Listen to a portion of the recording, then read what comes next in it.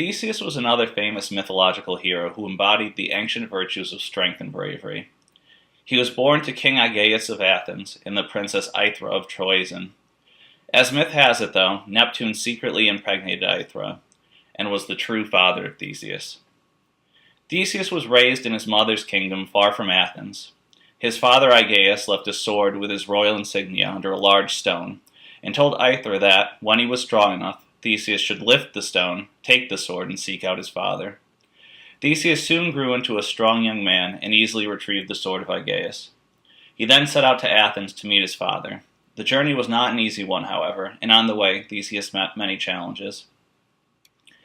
He defeated many famous bandits en route.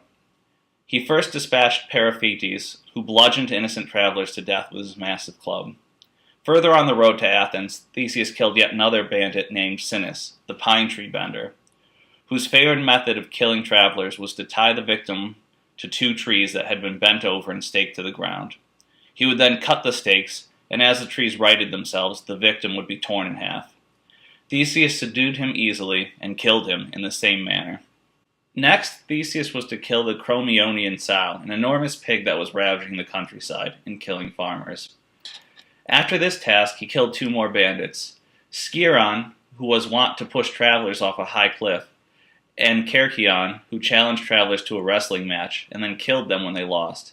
Again, Theseus killed both of these men in the same fashion that they had tormented travelers. His final task on his way to Athens was to kill the bandit Procrustes, who would either stretch out or cut off the limbs of travelers so that they perfectly fit into the bed which he offered them. Theseus again used the bandit's tactics against him, and cut off his legs and head with an axe, so that he fit nicely into his own bed.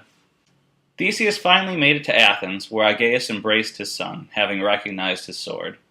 However, the joyful moment was not to last. Theseus came to Athens at a somber time. An annual debt to King Minos of Crete was due, in the form of 7 young men and 7 young women, who were to be sacrificed to the Minotaur, a half-man, half-bull monster that lived in the large maze called the Labyrinth and fed off human flesh. Theseus volunteered, relying on his strength and courage to best the Minotaur. His father Aegeus was hesitant, and told his son to raise white sails on his return trip if he succeeded, but to have the ship return with black sails if he died. Theseus arrived in Crete, where he was given some divine assistance. Neptune called in some favors, and had Cupid make Ariadne, the Cretan princess, fall in love with Theseus. She provided the hero with a sword and a ball of magic twine that he could use to help find his way out of the labyrinth. Theseus succeeded in killing the beast and escaping the labyrinth. He hastily sailed away from Crete, taking the princess Ariadne with him. He soon grew bored of her, however, and before returning to Athens, left the poor woman stranded on an island. She cursed Theseus to the gods, and one of them heard her prayer. As punishment, the gods made Theseus forget to hoist the white sails, symbolizing his victory. When Aegeus saw the ships return with black sails, he threw himself off a cliff in grief. Where he landed has now been named the Aegean Sea, after the king of Athens. Despite this sad event, Theseus went on to do many more heroic deeds before his own somewhat tragic and sad death.